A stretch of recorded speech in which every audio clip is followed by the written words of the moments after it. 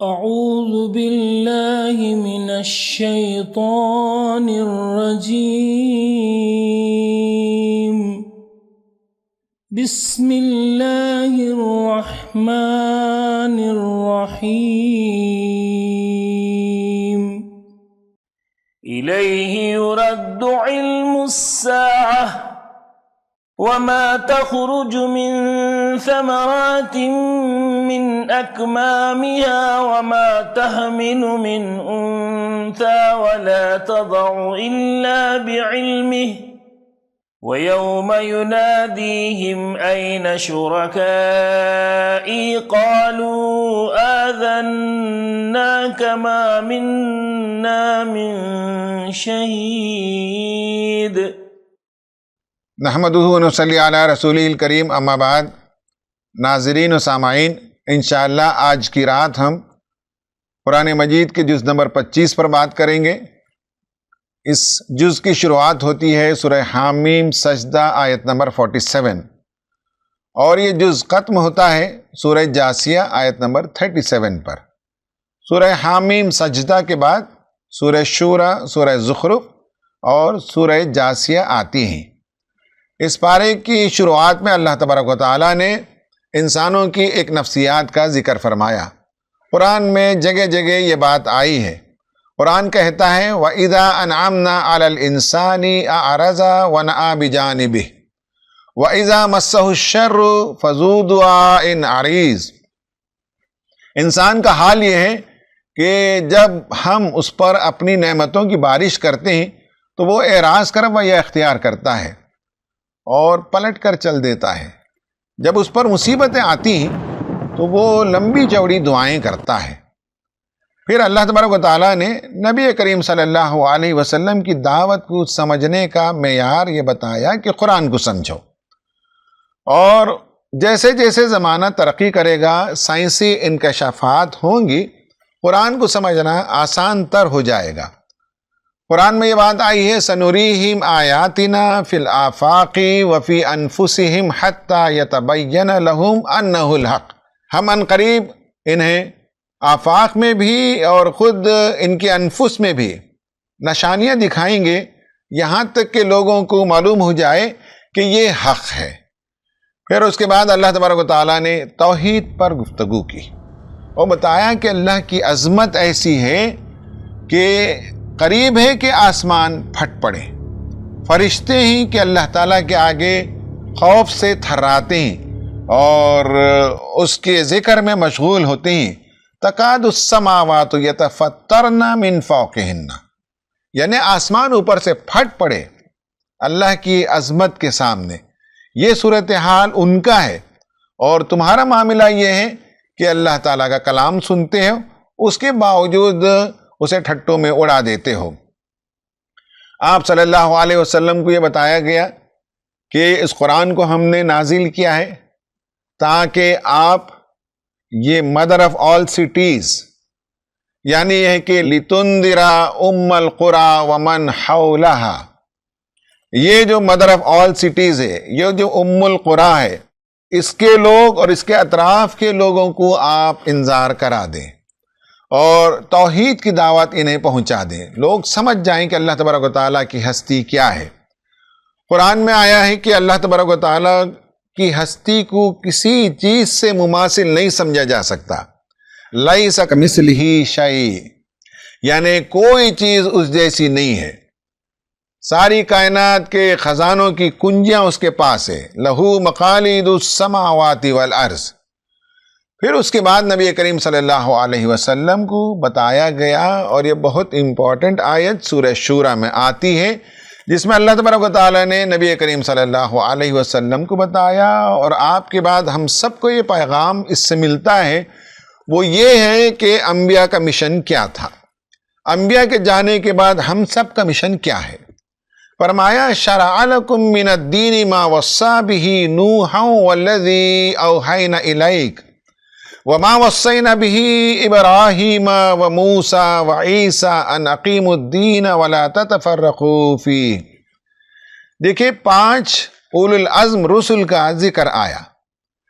پہلے فرمایا کہ شرع لکم من الدین ما وصی بہ نوحا، ہم نے نوح علیہ السلام کو مشروع کیا، یہ طریقہ بتایا، والذی اوحینا الیک، اور ہم نے آپ کی طرف بھی یہی شریعت بھیجی ہے۔ پھر ان دو رسولوں کے بیچ میں 3 اور اولو العزم رسول کا ذکر آیا، کہا کہ وما وصینا بہ ابراہیم و موسیٰ و عیسیٰ، ابراہیم علیہ السلام، موسیٰ علیہ السلام اور عیسیٰ علیہ السلام، ہم نے ان 5 رسولوں کو یہ حکم دیا ان اقیموا الدین ولا تتفرقوا فیہ، وہ یہ کہ دین کو قائم کریں اور اس معاملے میں وہ متفرق نہ ہو جائیں۔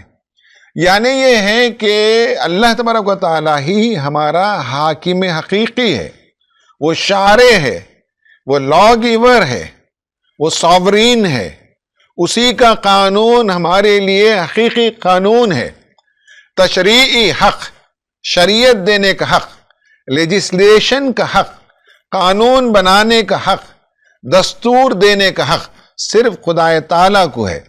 اس کے دیے ہوئے قوانین کی روشنی میں، اس کی باؤنڈریز میں انسان اپنے روزمرہ زندگی کے قوانین کو وضع کر سکتا ہے، مگر بنیاد اللہ تعالیٰ کی کتاب اور اللہ تعالیٰ کے احکام ہی ہوں گی۔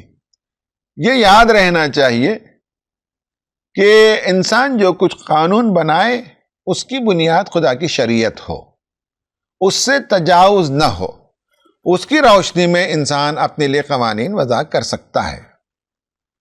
ہم اللہ تعالیٰ کو حاکم حقیقی مانتے ہیں، ہم اسے بادشاہ مانتے ہیں، تو اس کا منطقی نتیجہ یہ ہے کہ یہ اصولی حقائق جو قرآن میں جگہ جگہ بیان ہوئے ہیں کہ اللہ ہی ہر چیز کا مالک ہے، اس کائنات کا وہی بادشاہ ہے، تو پھر اس کا دیا ہوا قانون ہمارے لیے نوعیت ہے اس کی آئین کی، کانسٹیٹیوشن کی، اور اس کانسٹیٹیوشن کی اتباع کرنا مومنین کے لیے لازم ہے۔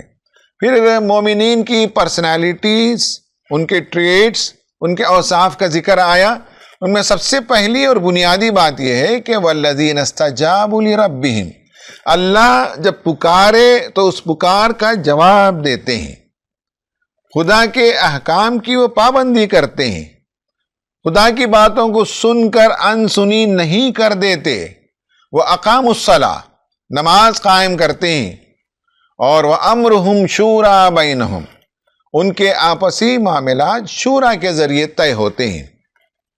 غور کرنے کی بات ہے کہ امت مسلمہ میں یہ جو صفت ہے کہ آپسی معاملات مشورے سے طے کریں، مفقود ہے، یہ مزاج ہی نہیں ہے۔ ہماری چھوٹی کمیٹیاں ہوں، بڑے ادارے ہوں، ہمارے انسٹیٹیوشنز ہوں، مسجدوں کی کمیٹیاں ہوں، یا کچھ اور امور ہوں، ان سب میں کچھ لوگوں کی بات چلتی ہے، سب سے مشورہ کیا جائے اور ڈیموکریٹک پروسیس کے ذریعے سے معاملات کے فیصلے کیے جائیں، امت میں اس کا فقدان ہے۔ قرآن جو بتاتا ہے کہ ان کے آپسی معاملات کو مشورے کے ذریعے طے کریں، اسے نافذ ہونا چاہیے، اسے رواج دیا جانا چاہیے۔ وَمِمَّا رَزَقْنَاهُمْ يُنْفِقُونَ، اور مومنین وہ ہوتے ہیں جو اللہ تعالیٰ کی دیے ہوئے رزق پر اللہ کا حق، بندوں کا حق جان کر اس میں خرچ کرتے ہیں۔ وَالَّذِينَ إِذَا أَصَابَهُمُ الْبَغْيُ هُمْ يَنْتَصِرُونَ، اور جب ان پر زیادتی ہوتی ہے تو وہ انتقام لیتے ہیں، وہ ریزسٹ کرتے ہیں۔ یہ سب باتیں سورہ شورى میں آئیں۔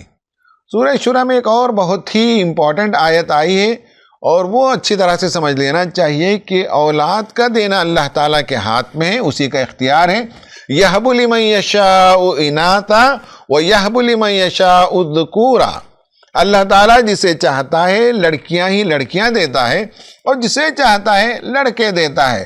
او يُزَوِّجُهُمْ ذُكْرَانًا وَإِنَاثًا، اور جسے چاہتا ہے اللہ تعالیٰ دونوں ملے جلے دیتا ہے۔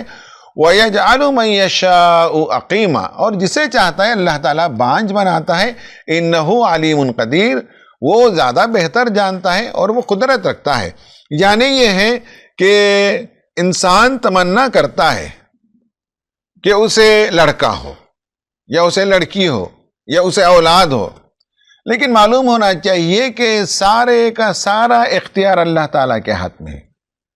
وہ لڑکیاں ہی لڑکیاں دے سکتا ہے، وہ زیادہ علم رکھتا ہے، وہ جانتا ہے آپ کے لیے کیا بہتر ہے. وہ لڑکے ہی لڑکے دے سکتا ہے، اس میں بھی اللہ تعالیٰ کی مشیت ہوتی ہے. وہ لڑکے اور لڑکیوں کا کمبینیشن دے سکتا ہے، وہ جانتا ہے کہ آپ کے لیے کیا بہتر ہے. اور کسی کو اولاد نہیں دیتا تو وہ بھی اللہ تعالیٰ کی مشیت ہے، اس میں بھی کوئی مصلحت ہوگی. ہمیں وہ مصلحت سمجھ میں نہ آئے کوئی بات نہیں، لیکن اللہ تعالیٰ وہ بہتر جانتا ہے.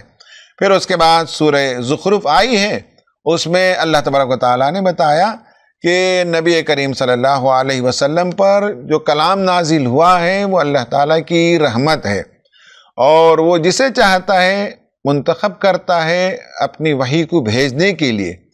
اور دنیا میں اگر کسی کو دولت مل جائے، چودراہٹ مل جائے، پاور مل جائے، اقتدار مل جائے یا مال و دولت مل جائے تو آدمی کو یہ نہیں سمجھنا چاہیے کہ اللہ تعالیٰ اس سے خوش اور راضی ہے. اور جسے دنیا میں اللہ تعالیٰ نے غریب پیدا کیا، یہ نہیں سمجھنا چاہیے کہ اللہ تعالیٰ اس سے ناراض ہے. اللہ تعالیٰ قرآن مجید کو جو بھیجتا ہے اس کے ذریعے سے انسانی زندگی کو بہتر ویلیوز پر استوار کیا جائے وہ احکام دیتا ہے، اور سچائی کی تعلیمات دیتا ہے. تقوی پر لوگ قائم ہو جائے اس کی تعلیم دیتا ہے. سورہ جاسیہ میں وارن کیا گیا ہے لوگوں کو کہ حق غالب آئے گا اور تم اس کا انکار کر کے اپنا کوئی بھلا نہیں کرو گے. اور انسان کا جو ایروگنس ہے، انسان کی جو اکڑ ہے اور گناہوں کی طرف اس کی طبیعت کا جو میلان ہے، اس پر اللہ تبارک و تعالیٰ نے تبصرہ فرمایا کہ یہ تمہارے لیے نقصان دہ ہے، اور رسول صلی اللہ علیہ وسلم کی بات کو تسلیم کرو تو اس میں تمہارے لیے بھلائی ہے. لیکن یہ یاد رہے کہ ایک دن ضرور آ کر رہے گا جس دن لوگ اللہ تعالیٰ کے آگے جھکیں گے اور سب کا حساب کتاب وہاں ہو جائے گا. یہ وہ باتیں تھیں جو اس پارے میں آئی ہیں. اب اس کے بعد ہم اس پارے سے سورہ زخرف میں سے سورہ نمبر 43 آیت نمبر 46 سے 56 پر بات کریں گے. ان آیتوں میں حضرت موسیٰ علیہ السلام اور فرعون کا قصہ بیان کیا گیا ہے. اس میں فرعون کا جو ایٹیٹیوڈ ہے، جو رویہ ہے، جو حضرت موسیٰ علیہ السلام سے دشمنی ہے، حق سے اسے چڑ ہے اور نفرت ہے، یہ سب اس کا ایٹیٹیوڈ ہے، اور وہ ایٹیٹیوڈ بلنٹلی اظہار کرتا ہے. اور اس صورت میں ایٹیٹیوڈ کے وہ تمام ورڈز، وہ تمام الفاظ یہاں یکجا ملیں گے جو قرآن میں دوسری جگہ الگ الگ بیان کیے گئے ہیں. آئیے ذرا ان آیتوں کو دیکھتے ہیں اور فرعون کے ایٹیٹیوڈ پر گفتگو کرتے ہیں. قرآن کہتا ہے وَلَقَدْ أَرْسَلْنَا مُوسَى بِآيَاتِنَا إِلَىٰ فِرْعَوْنَ وَمَلَئِهِ، ہم نے بالتحقیق موسیٰ علیہ السلام کو فرعون اور اس کے آیان، اس کے درباریوں کی طرف بھیجا. وَقَالَ إِنِّي رَسُولُ رَبِّ الْعَالَمِينَ، حضرت موسیٰ علیہ السلام نے ان سے کہا کہ میں رب العالمین کی طرف سے رسول بنا کر بھیجا گیا ہوں. وَلَمَّا جَاءَهُمْ بِآيَاتِنَا إِذَا هُمْ مِنْهَا يَضْحَكُونَ، جب وہ ہماری آیتوں کو لے کر گئے تو انہوں نے ان نشانیوں کا مذاق اڑایا، ٹھٹے اڑائے. اور وَمَا نُرِيهِمْ مِنْ آيَةٍ إِلَّا هِيَ أَكْبَرُ مِنْ أُخْتِهَا، یہ آیتیں، یہ نشانیاں اور انہی جیسی اور نشانیاں، ایک سے بڑھ کر ایک نشانی ہم نے انہیں دکھائی، لیکن ان نشانیوں کا وہ انکار کرنے لگے. وَأَخَذْنَاهُمْ بِالْعَذَابِ لَعَلَّهُمْ يَرْجِعُونَ، ہم نے انہیں عذاب میں پکڑا.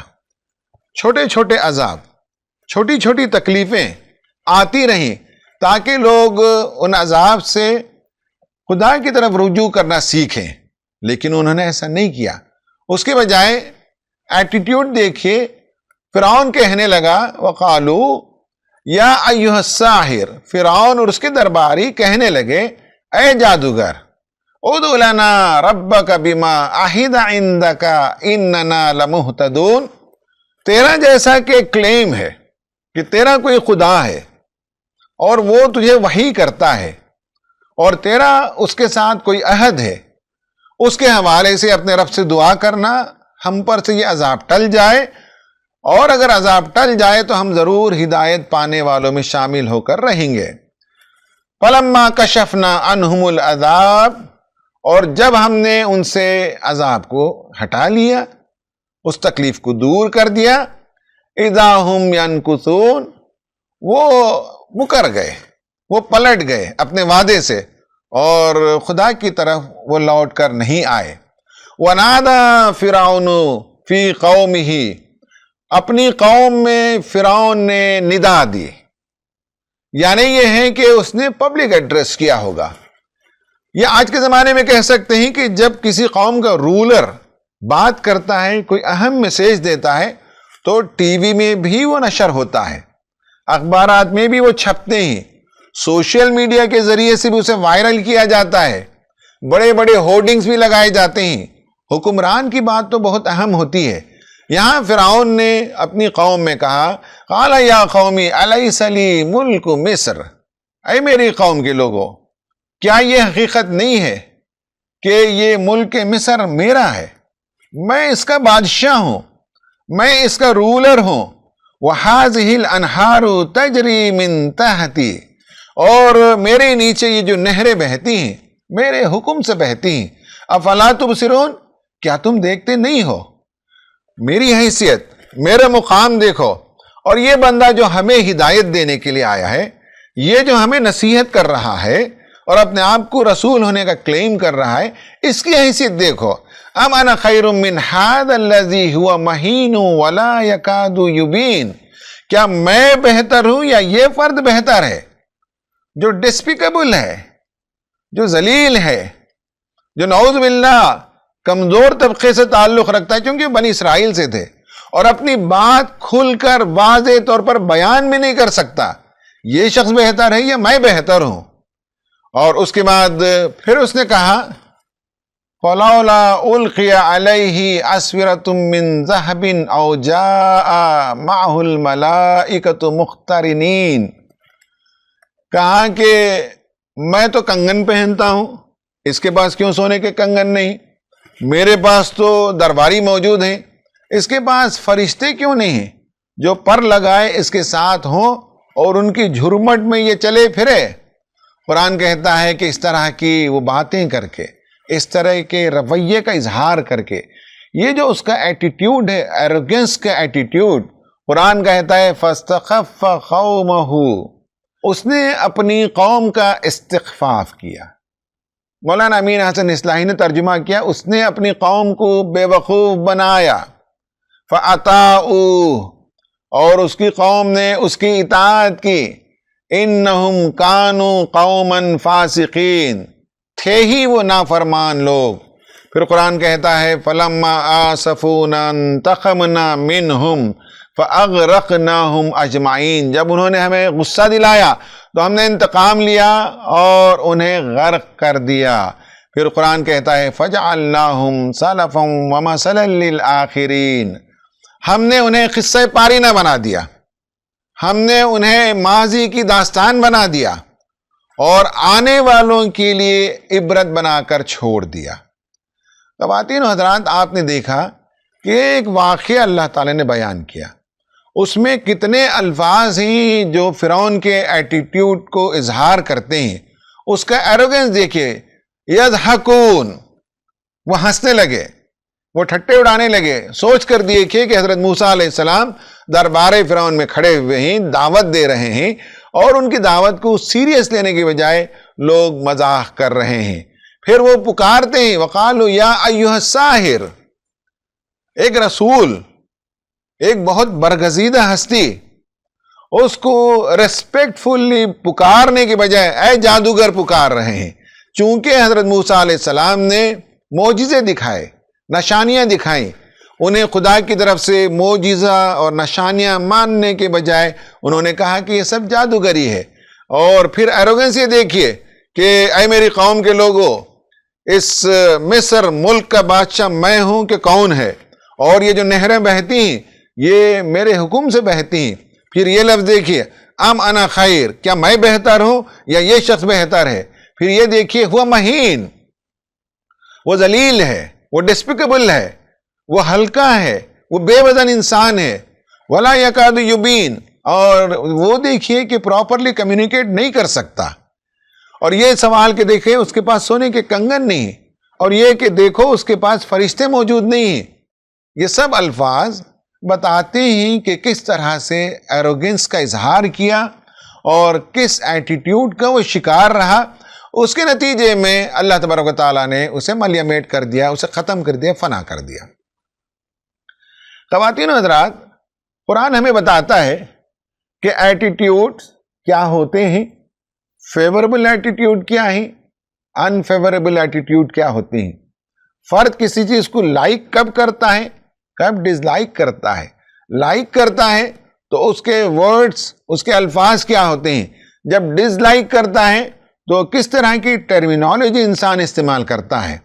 کسی چیز کے بارے میں اگر وہ پازیٹیو رائے رکھتا ہے تو اس کی گفتگو کیسے ہوتی ہے، کسی چیز کے بارے میں وہ نیگیٹو رائے رکھتا ہے تو اس کی گفتگو کیسی ہوتی ہے۔ سب آپ دیکھ سکتے ہیں کہ قرآن میں جگہ جگہ یہ باتیں آئی ہیں۔ اس مقام پر فرعون اور اس کے درباریوں کے درمیان حضرت موسیٰ علیہ السلام کا مکالمہ، اور اس میں فرعون اور اس کے درباریوں کا ایٹیٹیوڈ پیش کیا گیا ہے۔ ایٹیٹیوڈ کیا ہے، ہم اس پر تھوڑی سی گفتگو کریں گے۔ ایٹیٹیوڈ کیسے امپیکٹ کرتا ہے، رویے کیسے بنتے ہیں، رویوں کو کیسے چینج کیا جاتا ہے، رویوں کے بننے کے پیچھے کیا فیکٹرز ہوتے ہیں، اس پر ہم انشاءاللہ تفصیل سے بات کریں گے۔ عام انسانوں میں بعض جملے ہوتے ہیں، ان جملوں کو غور کریں گے تو آپ کو پتا چلے گا وہی دراصل ایٹیٹیوڈ ہے، وہی ان کا رویہ ہے، وہ ان کا نقطہ نظر ہے جو اس جملے سے وہ بیان کرتے ہیں۔ یہ جملہ دیکھیے کہ مائی ہسبینڈ از مائی کی ٹو پیراڈائز۔ کوئی عورت یہ کہتی ہے کہ میرا شوہر میری جنت کی کنجی ہے، یہ دراصل اس کا ایٹیٹیوڈ ہے شوہر کی طرف۔ شوہر کے سلسلے میں اس کا رویہ ہے کہ میں اسے بہت محبت کرتی ہوں، میں چاہتی ہوں، میں اس کی خدمت کرتی ہوں، اور میں سمجھتی ہوں کہ اس کے ساتھ ہی ہم دونوں جنت میں جائیں گے۔ ہمارے ایک دوست نے ایک مرتبہ ایک پروگرام میں کہا، جب ہم نے پوچھا لوگوں سے کہ بھئی آپ اپنا ایٹیٹیوڈ بیان کریں، تو وہ ایک بڑے بزنس مین ہیں، تو انہوں نے کہا کہ I hate climbing on dead bodies. بہت اچھا جملہ ہے۔ انہوں نے یہ بتایا کہ تجارت میں ایسا ہوتا ہے کہ ایک دوسرے کو مار گرایا جاتا ہے اور پرائیویٹلی معلوم کر لیا جاتا ہے کہ کس نے کیا ریٹ کوٹ کیا ہے، پھر وہاں آفس میں ایڈجسٹمنٹ کر کے ہم اس کانٹریکٹ کو لے لیتے ہیں۔ کہا کہ میرا یہ ایٹیٹیوڈ نہیں ہے کہ لوگوں کو گرا کر ان کی لاشوں پر کھڑے ہو کر میں بڑا آدمی بن جاؤں، یہ مجھے بالکل پسند نہیں ہے۔ یہ جو آج کے زمانے میں ہے کہ مائی باڈی مائی چوائس، یہ ایک ایٹیٹیوڈ ہے، ایک رویہ ہے کہ میرا جسم میری مرضی، اور اس کے برعکس کچھ لوگوں نے کہا کہ میرا جسم رب کی مرضی۔ یہ ایک ایٹیٹیوڈ ہے، میرا جسم ہے، میں رب کے مرضی کے مطابق کپڑے پہنوں گی، میں رب کے مرضی کے مطابق زندگی بسر کروں گی۔ یہ بھی ایک ایٹیٹیوڈ ہے۔ چھوٹے چھوٹے جملے ہوتے ہیں لیکن یہ سب ایٹیٹیوڈ ہیں۔ آج کے زمانے میں یہ بھی فیشن کے طور پر پوچھا جاتا ہے کہ سیکسول اورینٹیشن کیا ہے۔ یہ لفظ سننے کے ساتھ آپ سمجھ سکتے ہیں کہ ان کا ایٹیٹیوڈ کیا ہے سیکس کے بارے میں۔ ایک یہ ہے کہ بعض لوگ کہتے ہیں کہ بھائی I am not a trend follower, I am a trend setter. میں دنیا میں جو کچھ چل رہا ہے فیشن، اس کی اتباع کرنے والا نہیں، بلکہ میں نقوش قدم چھوڑتا ہوں، میں ٹرینڈ دیتا ہوں لوگوں کو۔ یہ جملہ دیکھیں، کل ہو نہ ہو، اس کا مطلب ہے آج کی دنیا ہے، آج کی زندگی ہے، موج مستی کرو، کل ہو نہ ہو، کس نے دیکھا ہے کل۔ یہ ایک ایٹیٹیوڈ ہے، ایک رویہ ہے۔ ایک رویہ یہ ہے کہ ایٹ ڈرنک اینڈ بی میری، کھاؤ پیو اور موج مستی کرو۔ یہ ایک نان سیریس ایٹیٹیوڈ ہے۔ زندگی کے بارے میں سیریسنس موجود نہیں ہے، سنجیدگی موجود نہیں ہے۔ یہ جملہ کہ کل کس نے دیکھا ہے، یہ بھی ایک ایٹیٹیوڈ ہے، اور یہ ہے کہ کل کے لیے ہمیں تیاری کرنی ہے۔ قرآن پوچھتا بھی ہے وَلْتَنْظُرْ نَفْسٌ مَا قَدَّمَتْ لِغَدٍ، انسان کو کل کی تیاری کرنی چاہیے. کل کس نے دیکھا ہے؟ ایک ایٹیٹیوڈ. کل کی تیاری کرنی ہے ایک ایٹیٹیوڈ. میں نے یہ جملے اس لیے پیش کیے کہ آسانی سے لوگوں کو سمجھ میں آ جائے کہ ایٹیٹیوڈ کیا ہے. میں نہیں چاہتا کہ سائیکالوجی کے جارگنز استعمال کروں، ٹرمز استعمال کروں، اس سے سننے والوں کے لیے بات بوجھل ہو جائے گی. اس لیے میں نے یہ کچھ جملے آپ کے سامنے بیان کیے تاکہ معلوم ہو کہ ایٹیٹیوڈ کیسے بنتا ہے. ایٹیٹیوڈ جو بنتا ہے وہ یہ کہ ہم کسی چیز، کسی فرد، کوئی مذہب، کسی تہذیب کے سلسلے میں لائک کرتے ہیں کہ ڈس لائک کرتے ہیں. یہ ہمارا ایٹیٹیوڈ ہوتا ہے، اور ہمارے ایٹیٹیوڈ کے مطابق ہمارا بیہیویئر ہوتا ہے. ہم کسی فرد کو چاہتے ہوں، ہم کسی چیز کو چاہتے ہوں، ہم کسی مذہب کو چاہتے ہوں، ہم کسی تہذیب کو چاہتے ہوں، تو اس کے مطابق ہمارا بیہیویئر الگ ہوتا ہے. اور اگر ہم کسی چیز کو نہ چاہتے ہوں، کسی فرد کو، کسی نظام کو، کسی ریلیجن کو، تو ہمارا ایٹیٹیوڈ بدلتا ہے اور بیہیویئر بدلتا ہے.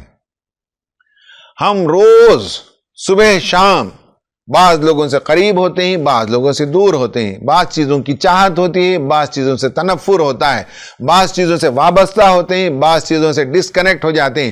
بعض کو ہم پسند کرتے ہیں، بعض کو ہم پسند نہیں کرتے، اور بعض کا ہم انتخاب کرتے ہیں اور بعض کو ہم رد کر دیتے ہیں. صبح شام یہ ہوتے رہتا ہے. یہ دراصل ہمارا ایٹیٹیوڈ ہوتا ہے، اور اسی کے مطابق ہمارا بیہیویئر ہوتا رہتا ہے.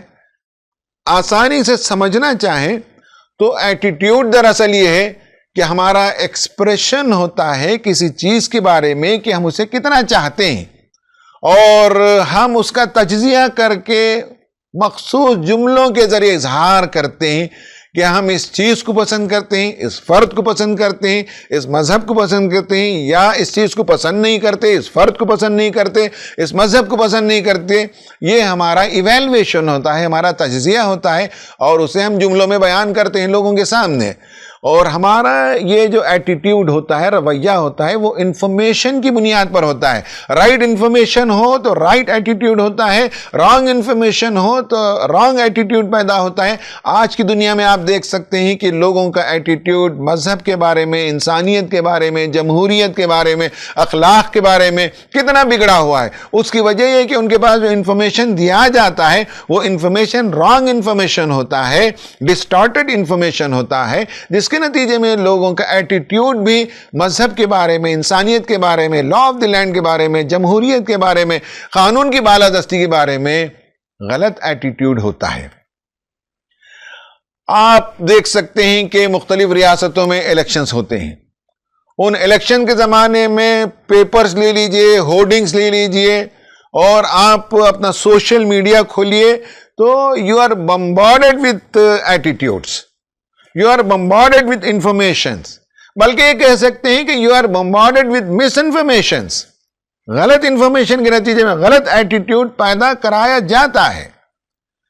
الیکشن کے ٹائم میں یہ سب ہوتے رہتا ہے کہ پولیٹیکل کینڈیڈیٹ کے بارے میں، پولیٹیکل پارٹی کے بارے میں، پارٹی اے پارٹی بی کے بارے میں مس انفارمیشن دیتی ہے، پارٹی بی پارٹی اے کے بارے میں مس انفارمیشن دیتی ہے. اس کے بارے میں ایک ایٹیٹیوڈ پیدا ہوتا ہے، اس کے بارے میں ایک ایٹیٹیوڈ پیدا ہوتا ہے. یہ رویوں کو پیدا کیا جاتا ہے. یہ الیکشن کے زمانے میں آپ بہت اچھی طرح سے دیکھ سکتے ہیں. ایٹیٹیوڈ کیسے پیدا ہوتا ہے، رویے کیسے پیدا ہوتے ہیں؟ میں نے بتایا کہ ایک تو انفارمیشن کے ذریعے سے، دوسرا تجربے کے ذریعے سے بھی آدمی کا ایٹیٹیوڈ پیدا ہوتا ہے. مثلا دو دوست کسی کالج میں دو ڈپارٹمنٹ میں داخلہ لیتے ہیں. ایک نے سائیکالوجی ڈپارٹمنٹ میں داخلہ لیا، دوسرے نے سوشالوجی ڈپارٹمنٹ میں داخلہ لیا. دونوں شام میں ملاقات کرتے ہیں. پہلا دوست کہتا ہے کہ بھائی آج کا کلاس ونڈرفل تھا، بہت مزیدار کلاس. پھر اس کے بعد 1 بجے بریک ہوا، اور ہمارے کلاس کے قریب ہی میں ایک ہوٹل ہے، وہاں میں نے کھانا کھایا، سپر کھانا تھا، بہت شاندار کھانا ملا. پھر اس کے بعد شام میں گھر جانے کے لیے جب میں بس سٹاپ پہ کھڑا تو قطار اتنی لمبی تھی کہ میں تنگ آ گیا. اب آپ دیکھیے کہ یہ جو سائیکالوجی ڈپارٹمنٹ سے پڑھنے والا اسٹوڈنٹ ہے، اس نے 3 باتیں کہیں، اور 3 باتوں سے 3 ایٹیٹیوڈ کا اظہار ہوا. سائیکالوجی کی کلاس پسند کرتا ہے، وہ بہت شاندار ہے، بہت دلچسپ ٹیچر ہے، تو اس کا ایٹیٹیوڈ اس سبجیکٹ کی طرف پازیٹیو ہے، ویلکمنگ ہے، مثبت رویہ ہے۔ ہوٹل میں جو کھانا کھایا اس کی تعریف اس نے کی، تو اس کا مطلب یہ ہے کہ اس کا ایٹیٹیوڈ اس ڈش کی طرف بہت اچھا ہے۔ البتہ بس کے لیے لائن میں کھڑنا اسے پسند نہیں آیا، اس نے بتایا کہ صاحب یہ مجھے پسند نہیں ہے۔ گویا کہ تجربے سے انسان ایویلویٹ کرتا ہے اور رویے قائم کرتا ہے، نقطہ نظر قائم کرتا ہے۔ اس سے معلوم ہوتا ہے کہ کسی چیز کو لائک کرتا ہے کہ ڈس لائک کرتا ہے، کسی چیز کے بارے میں وہ پرو ہے کہ اینٹی ہے، اور کسی چیز کو وہ فیور کرتا ہے یا فیور نہیں کرتا، کسی چیز کے بارے میں اس کا نقطہ نظر پازیٹیو ہے کہ نیگیٹو ہے۔ یہ سب جو اس کے فیلنگز جو اندر پیدا ہوتے ہیں اسے وہ اظہار کرتا ہے، اور اسی کو ہم ایٹیٹیوڈ کہتے ہیں۔ فیوریبل ایٹیٹیوڈ پیدا ہونے کے لیے کچھ انفارمیشن کی ضرورت ہوتی ہے، انفیوریبل ایٹیٹیوڈ پیدا ہونے کے لیے کچھ غلط انفارمیشنز ہوتی ہیں۔ میں نے بتایا کہ الیکشن کے زمانے میں جو مدعے زیر بحث لائے جاتے ہیں اس سے دراصل ووٹرز کا ایٹیٹیوڈ بنایا جاتا ہے۔ کبھی اچھے مدعے ہوتے ہیں اور کبھی غلط مدعے ہوتے ہیں، جس کے نتیجے میں ایک قوم، ایک مذہب کے خلاف یا ایک کینڈیڈیٹ کے خلاف تنفر پیدا کیا جاتا ہے، اور یہ ایٹیٹیوڈ اور رویے ہمارے بیہیویئر کو، ہمارے عمل کو متعین کرتے ہیں۔ یہ ہمیں معلوم ہونا چاہیے۔ ہمارے مسلمانوں میں بھی مختلف جماعتوں کے سلسلے میں رویے پائے جاتے ہیں، مختلف چیزوں کے بارے میں لوگوں کے رویے پائے جاتے ہیں۔ کوئی کہتا ہے کہ عورت کو پردہ اس طرح کرنا چاہیے، کوئی کہتا ہے عورت کو پردہ اس طرح کرنا چاہیے۔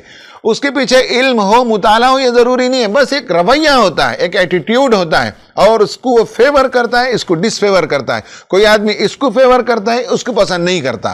اسی طرح سے میوزک کے سلسلے میں بھی لوگوں کے ایٹیٹیوڈز ہوتے ہیں، ابارشن کے موضوع پر لوگوں کے ایٹیٹیوڈ ہوتے ہیں۔ علم نہیں ہے لیکن کچھ لوگ ہیں سمجھتے ہیں کہ صاحب بالکل گناہ نہیں ہونا چاہیے، جو اسلامی نقطہ نظر ہے۔ کچھ لوگ سمجھتے ہیں کہ بھائی یہ ہمارا فریڈم ہے، یہ ہمارا چوائس ہے، یہ ہماری آزادی ہے، ہم جو چاہیں کر سکتے ہیں۔ تو attitude regarding abortion, attitude regarding war, attitude regarding پردہ، ایٹیٹیوڈ ریگارڈنگ ڈیفرنٹ جماعت، یہ انسانوں کے درمیان پایا جاتا ہے۔ یہ اوپینین نہیں ہے۔ اوپینین قائم کرنے کے لیے کوگنیشن ہوتا ہے، غور و فکر ہوتا ہے، سمجھ کا ایک پروسیس ہوتا ہے۔ تو اوپینین اور ایٹیٹیوڈ میں فرق اتنا ہے کہ اس میں سمجھداری کے ساتھ آدمی رائے قائم کرتا ہے۔ وہ رائے صحیح بھی ہو سکتی ہے، غلط بھی ہو سکتی ہے، لیکن یہ ہے کہ اس میں تھاٹ پروسیس ہے۔ ایٹیٹیوڈ میں کوئی تھاٹ پروسیس کا ہونا ضروری نہیں ہے۔ ایٹیٹیوڈ بننے میں 3 امپورٹنٹ چیزیں ہیں جس پر ہم اپنی بات کو ختم کریں گے۔ وہ یہ ہے کہ نمبر 1، سورس، جس سورس سے انفارمیشن آتا ہے اس سے ایٹیٹیوڈ بنتا ہے۔ فرعون بات کر رہا ہے اور سخت الفاظ میں بات کر رہا ہے۔ جب بادشاہ بات کرے گا تو عوام پر اس کا اثر ہوتا ہے۔ جب حکمران بات کرے گا، اور اگر حکمران اچھی بات کرے گا تو لوگوں کے اندر اچھا ایٹیٹیوڈ پیدا ہوگا، اور اگر حکمران منفی بات کرے گا، نیگیٹو بات کرے گا کسی قوم کے خلاف، کسی فرد کے خلاف، کسی مذہب کے خلاف، تو عوام کے اندر نیگیٹو ایٹیٹیوڈ کا پیدا ہونا ضروری ہے، اس لیے کہ میسج دینے والا بہت امپورٹنٹ ہوتا ہے۔ دوسرا ہے message, content of the message کیا ہے، اس سے بھی ایٹیٹیوڈ بنتا ہے۔ ابھی فرعون پر ہم نے گفتگو کی، اس کا پورا کنٹینٹ دیکھیے۔ یعنی یہ کہ حضرت موسیٰ علیہ السلام کی دعوت کو عقل کی بنیاد پر پرکھنے اور اس کا تجزیہ کرنے کے بجائے صرف ٹھٹوں میں اڑانا، مذاق میں اڑا دینا، نیم کالنگ کرنا، غلط نام سے پکارنا، یہ اس کا رویہ رہا۔ تو اس پورے میسج کو آپ پڑھ لیں گے تو پتہ چلے گا کہ میسج ایٹیٹیوڈ پیدا کرتا ہے۔ اور تیسرا یہ کہ the person receiving the message، اور جو سامنے والا فرد ہے وہ عقل مند ہے، تو جیسے وہ لے گا ویسے ایٹیٹیوڈ بنے گا۔ بے وقوف ہے، جیسے کہ قرآن میں یہ کہا کہ اس نے اپنی قوم کو بے وقوف بنایا، تو لینے والے بے وقوف ہوتے ہیں جو بادشاہ کی باتوں کو بغیر سمجھے کے، بغیر ایویلویٹ کرے کے قبول کرتے ہیں، تو ان کا ایٹیٹیوڈ بھی ویسا ہی منفی ہوتا ہے۔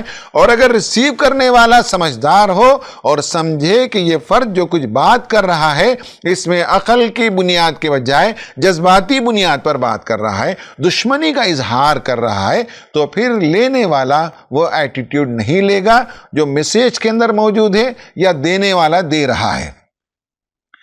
جو ایٹیٹیوڈ پیدا کیا جاتا ہے اس میں ایک تو فرد ہوتا ہے جو موسٹ امپورٹنٹ ہوتا ہے، دوسرا میں نے بتایا کہ کنٹینٹ میں دو چیزیں ہوتی ہیں۔ جب آپ کو کسی چیز کی طرف پرسیو کرانا ہو تو آپ کے ایگو کو اور آپ کی پریسٹیج کو ایڈریس کیا جاتا ہے۔ مثلا یہ ہے کہ یہ کپڑا پہنیں گے تو آپ پریسٹیجس لگیں گے، یہ گاڑی لیں گے تو آپ بڑے لوگوں میں شمار ہوں گے، اس بینک سے لون لیں گے تو آپ جو ہے خوشحال رہیں گے۔ پریسٹیج کو ایڈریس کیا جاتا ہے۔ اور سیاستدان جب بھی ایٹیٹیوڈ کا اظہار کرتے ہیں تو اس میں کسی قوم کے بارے میں ڈراتے ہیں، کسی ایک گروپ کو بتایا جاتا ہے کہ یہ ملک کے لیے خطرہ ہے۔ حضرت موسیٰ علیہ السلام اور بنی اسرائیل کے بارے میں فرعون نے اور اس کے درباریوں نے یہی گفتگو کی کہ حضرت موسیٰ علیہ السلام کی دعوت سے ہمیں خطرہ ہے کہ ہمارے ملک سے ہمیں یہ لوگ بے دخل کر دیں گے اور ہماری شاندار تہذیب چوپٹ ہو کر رہ جائے گی۔ تو ایٹیٹیوڈ بنانے میں یہ بہت امپورٹنٹ میٹر ہے کہ فیئر پیدا کیا جا رہا ہے یا آپ کے پریسٹیج کو ایڈریس کیا جا رہا ہے، اس سے لوگوں کے ایٹیٹیوڈ بنتے ہیں۔ آخر میں خواتین و حضرات، موسیٰ علیہ السلام نے جو دعوت پیش کی اس سے معلوم ہوتا ہے کہ ایٹیٹیوڈ چینج کرنے کے لیے ضروری ہے کہ آدمی ری ایکٹ نہ کرے، آدمی ان سب باتوں کو نظر انداز کرے جو اس کے خلاف بیان کیے جاتے ہیں۔ جیسا کہ حضرت موسیٰ علیہ السلام کے لیے بہت سے غلط الفاظ استعمال کیے، حضرت موسیٰ علیہ السلام اسے نظر انداز کیا اور اپنی دعوت اپنی بات پر جمے رہے اور مستقل اپنی بات کہتے چلے جاتے ہیں۔ یہ قرآن کی مختلف صورتوں میں آئی ہے، اور یہ اپنی بات کو کیسے پیش کریں، اپنی بات پر کیسے جمے رہیں، حضرت موسیٰ علیہ السلام کے کمیونیکیشن سے سیکھنا چاہیے۔ تو ایٹیٹیوڈ چینج کرنے کے لیے ضروری ہے کہ ہم بھی صحیح انفارمیشن لوگوں کے سامنے پیش کریں، میسیج کا کنٹینٹ جو ہے وہ بہت ہی اپیلنگ ہو اور ریشنل ہو، اور لوگوں کو سمجھ میں آنے والی زبان میں ہم کنٹینٹ کو پیش کریں، اور سامنے والے کی باتوں کا جواب ترکی با ترکی دینے کے بجائے احسن طریقے سے اگر دیا جائے تو ہم لوگوں کے ایٹیٹیوڈ کو چینج کرنے میں کامیاب ہو سکتے ہیں۔ یہی نبوی طریقہ ہے، یہی رسولوں کا طریقہ ہے۔ ہمیں ہندوستان میں ایسا ہی کام کرنا ہے۔ سوشل میڈیا میں ہمارے بہت سے نوجوان جب لکھتے ہیں بہت غلط ایٹیٹیوڈ کا اظہار کرتے ہیں، ایروگنس کا جواب ایروگنس سے دیتے ہیں، جہالت کا جواب جہالت سے دیتے ہیں، اور گالی کا جواب گالی سے دیتے ہیں۔ یہ کوئی طریقہ نہیں ہے۔ ہمیں اسلام سکھاتا ہے کہ ان کا ایٹیٹیوڈ جتنا بھی انفیوریبل ہو، ان کا ایٹیٹیوڈ سامنے والے کا جتنا بھی نیگیٹو ہو، ڈس لائک ہو، آپ ایسی بات پیش کریں کہ ڈس لائک سے انسان لائک کی طرف آ جائے، انفیوریبل ایٹیٹیوڈ سے فیوریبل ایٹیٹیوڈ کی طرف آ جائے۔ ہمارے سلسلے میں اگر نیگیٹو ذہن رکھتا ہو تو وہاں سے نکل کر وہ پازیٹیو ذہن کی طرف آ جائے۔ یہ ہے طریقہ ایٹیٹیوڈ کو چینج کرنے کا۔ اللہ تعالیٰ سے دعا ہے کہ اللہ تبارک و تعالیٰ ہمیں اس ملک میں جہاں اسلام کے سلسلے میں غلط رویے پائے جاتے ہوں وہاں صحیح رویوں کو پیش کرنے کی توفیق عطا فرمائے۔ آمین۔ وآخر دعوانا ان الحمد للہ رب العالمین۔